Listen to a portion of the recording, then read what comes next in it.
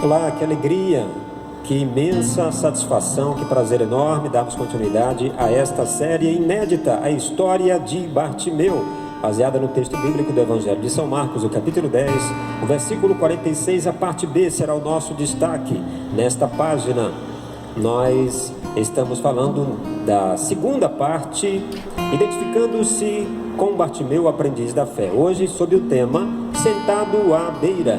Então te convido a lermos o texto bíblico do verso 46. Jesus encontrou um cego chamado Bartimeu, filho de Timeu. O cego estava sentado na beira do caminho pedindo esmola. Vamos orar? Pai, muito obrigado por essa oportunidade maravilhosa de aprendermos de Ti e por intermédio dessa palavra sagrada, uma palavra poderosa, eterna, Senhor, revolucionária. Nossas vidas estão à Tua disposição para aprendermos, Senhor, estas instruções através do nosso intérprete por excelência, o nosso amigo Espírito Santo. Já recebemos bênçãos em nome de Jesus Cristo. Amém. Diga comigo junto, graças a Deus. Aleluia. Vamos então retomar a parte final da página anterior, do vídeo anterior. Ele desejava mais que um começo. Bartimeu experimentara o começo de sua vida de crença, considerando-se até então aprendiz da fé. Desde que ele descobrira qual era a missão principal de Jesus, nós lembramos Lucas 19, verso 10, Jesus viera dar a sua vida, em resgate de muitos. E qual era a sua promessa? Bartimeu passou a desejar a salvação. Entretanto, de uma coisa ele estava bem consciente, a de que para alcançar o seu maior objetivo, o fim da sua fé, ele precisaria viver mais que um começo, saindo da margem e vindo para o meio. Veja, com um destaque aqui também de uma revelação do Espírito Santo, é de que Bartimeu, enquanto ele estava dando ouvidos e atenção para o que testificavam a respeito do Nazareno, o que ele fazia nas demais cidades da terra de Israel, ele ia produzindo dentro de si, por causa desse testemunho, por causa do que contavam acerca dos milagres, ele ia produzindo uma vitalidade. Um homem que estava paralisado, encostado, com a sua cabeça baixa, voltada para o nada, porque ele vivia no escuro. A palavra de Deus vai revolucionando o seu interior, vai despertando, criando vida, dando a ele um desejo de se movimentar, de se levantar. Então havia uma diferença em relação à multidão. A multidão estava vendo para poder crer, Bartimeu estava crendo para poder ver. Então a palavra do mestre, ela já ia adiante dele, alcançando os ouvidos, o entendimento e o coração daquele cego. Ele irá se mobilizar, Jesus, quando passa na sua história, no caminho da sua vida, Jesus não para, porque ele tinha um alvo, um objetivo, chegar em Jerusalém. A sua missão principal, nós sabemos qual era. Jesus, ao passar, não para. Nós vamos poder dar essa ênfase novamente, porque Jesus já sabia que a sua palavra ia adiante dele, fazendo a diferença. A palavra iria dar a Bartimeu um desejo de se levantar e se dirigir até a Jesus. Bartimeu poderia ser o último, o derradeiro, mas ele se tornaria o primeiro. Aleluia, glória a Deus. Então, não bastava para ele, aprendiz da fé, apenas viver o começo. Ele desejava também viver o meio. Ele desejava experimentar maior profundidade, a sua determinação no decorrer da sua trajetória não o intimidaria quando ele viesse inevitavelmente a enfrentar adversidades, lutas, aflições, tribulações que surgiriam pelo meio do caminho. Existe aquela canção muito conhecida, né? Se tentaram matar os teus sonhos. Ele tinha um sonho, ele tinha uma visão, ele aspirava, ele ansiava por receber uma vitória, milagre em sua vida.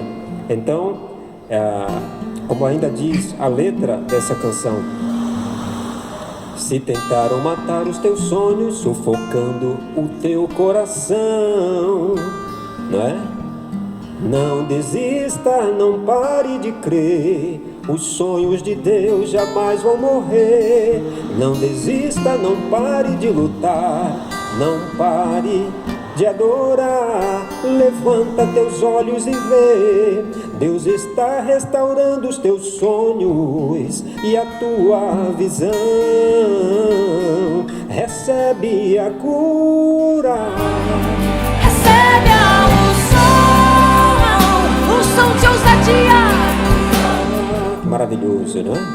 Então parece que Bartimeu estava ouvindo essa canção ecoar, não é? Em seus ouvidos. Ele, por causa do poder da palavra, você lembra no versículo aos Romanos, capítulo 1, verso 16, quando o apóstolo São Paulo diz: não me envergonho do evangelho de Cristo, porque ele é o poder de Deus para a salvação de todo aquele que crê. Então Bartimeu estava exatamente fazendo isso, crendo pelo poder do evangelho. A palavra, como diz, estava indo adiante, já realizando, já mobilizando, já trabalhando. Jesus, ele ia na retaguarda, mais atrás, sua palavra já ia lá adiante. Por que eu digo isso? Que quando o centurião romano foi até Jesus para pedir socorro, né, por alguém de sua casa que estava enfermo, ele disse: Jesus, eu também sou homem sob autoridade, e eu também tenho autoridade, pessoas estão sob a minha autoridade. E eu digo a este vai, aquele vem, ele vem. Eu creio que se o Senhor enviar uma palavra, meu servo ficará curado. Jesus disse: poxa, que fé ativa. Então você pode retornar para a sua casa, porque a minha palavra está indo adiante, realizando a cura e o milagre, porque você creu. No começo também, no Gênesis, no princípio, a palavra de Deus, quando ela ecoava, então a criação que estava desorganizada passou a se organizar. Isso será um grande tema de uma nova série, colocando as coisas no devido lugar. Poder da palavra de ordenar todas as coisas. Se a sua vida está fora de ordem, a palavra de Deus vai colocar em ordem novamente. Aleluia. Então, diferentemente de Bartimeu, muitos não entendendo esse processo que estava acontecendo dentro dele, de que sua vida com Cristo precisaria prosseguir, tem se privado deste meio de sobrevivência. Quando eu falo meio, eu falo de caminhada, de vida diária, não é? Vivendo apenas o começo, embora nesse dia também tenham desejado o seu fim.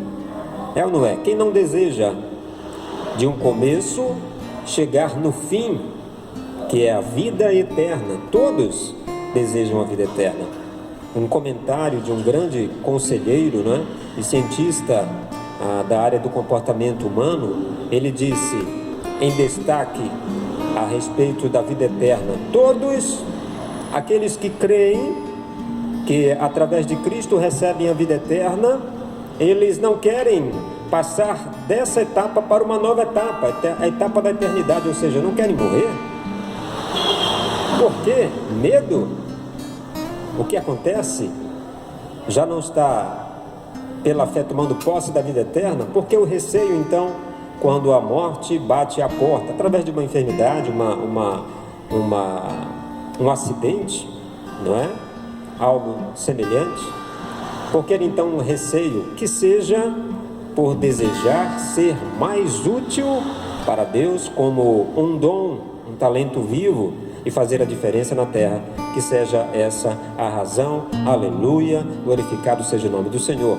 Então Jesus, ele era e é o começo de uma nova história para a vida humana, e ele é o final, onde esta ponte do final liga da conexão para a eternidade. Mas para chegar no final tem que ir pelo meio, pelo processo, pelo método. Jesus é o método, é o caminho, é o passo a passo, é o dia a dia. Assim como Bartimeu, faz-se necessário integrar-se a Jesus e às pessoas. Integração significa estar inteiro.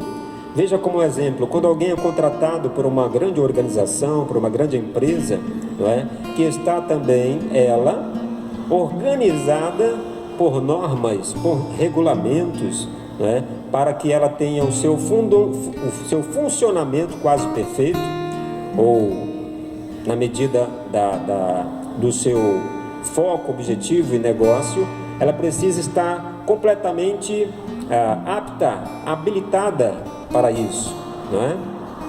Então, quando alguém é contratado para fazer parte desse corpo organizacional, ele vai receber todas as orientações acerca de sua convivência, de aquisição de valores daquela organização, não é? Ele vai saber a respeito da segurança, como ela funciona, da alimentação, dos benefícios, do salário, das suas atividades, do seu treinamento, da sua qualificação, não é? Da sua convivência, dos seus relacionamentos, enfim, não é? Os valores que ali eles são utilizados, tudo isso será parte da sua integração, não é? Então, Bartimeu queria isso, ele queria estar inteiro, porque ele até então vivia a sua vida pela metade. Não queiramos viver a vida apenas de modo terreno, nós precisamos desejar uma vida eterna, que é uma vida inteira, corpo, alma e espírito. Então nossas vidas só terão real sentido quando reconhecermos que não podemos cuidar delas sozinhos. Então existe uma grande importância para que nós avancemos no crescimento espiritual. Não somos perfeitos, mas devemos andar de modo a desejar esta qualidade por intermédio, olha só, entre, médio, meio, não é? Entremeados no meio. Por que um rebanho ele anda junto? Porque eles precisam ter a sensação da companhia um do outro, principalmente as ovelhas, né? Se formos estudar acerca da vida de uma ovelha, de um rebanho, nós vamos observar que elas têm uma visão curta, limitada, não é? Então é preciso que alguém as guie, as conduza. Jesus, do Salmo 23, é o pastor. Davi, como pastor de ovelhas, também diz: o Senhor é que é o meu pastor.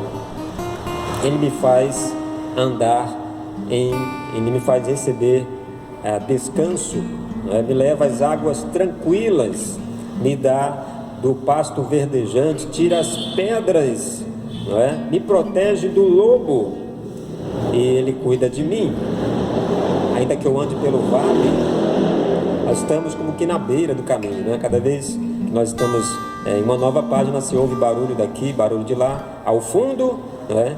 É para que a gente possa usar esse cenário natural e lembrarmos que assim também era com Bartimeu, né? Uns vinham, outros iam, né? Faziam barulho, mas Bartimeu, a partir daquele dia em que ele ouve a respeito de Jesus, ele tem foco, ele tem concentração. Aleluia, glória a Deus. Então, Jesus dissera lá no Evangelho de São Mateus, no capítulo número 5, parece-me que o versículo 46, sede perfeitos como perfeito é o vosso Pai que está nos céus. Também Salomão, né? Pacífico, ele, escrevendo no capítulo 4, verso 18, disse: a vereda do justo é como a luz do dia, vai brilhando mais e mais até ser dia perfeito. Olha só, também aos Efésios capítulo 4, não vou recordar o versículo agora, o apóstolo São Paulo, ele diz que Deus deu à igreja 4 ministérios, não é? O de apóstolo, profeta, apóstolo, evangelista, pastores e mestres, a fim de que a igreja alcance uma estatura de varonilidade, de maturidade, de aperfeiçoamento. Então, para o aperfeiçoamento do corpo de Cristo, que é a sua igreja. Olha só como é importante, é essencial à vida participarmos em comunidade. Aleluia, glória a Deus. Aliás, esse é o segundo grande propósito da nossa existência, porque nós viemos para esse mundo. Em primeiro lugar, nós viemos para adorar a Deus, termos uma relação vertical. Em segundo lugar, uma relação horizontal de relacionamento uns com os outros. Por isso, então, se você vive isolado, passe a viver novamente em comunidade, em relacionamento fraterno, relacionamento entre irmãos, entre irmãs em Cristo. Há, é claro, situações, há exceções de quem tem um chamado, quem tem uma vocação, quem tem um perfil para um trabalho mais individual, mas em regra geral é necessário, indispensável viver em comunidade para que, com o dom que cada um recebeu da parte de Deus, segundo a medida da sua graça, todos venham ser abençoados, edificados, fortalecidos. Um tem palavra, um tem cântico, outro tem oração, intercessão, outro tem cuidado, hospitalidade, outro tem o dom financeiro, que é o dom passageiro de repartir o pão. Então, por que não participar? Por que não ser abençoado?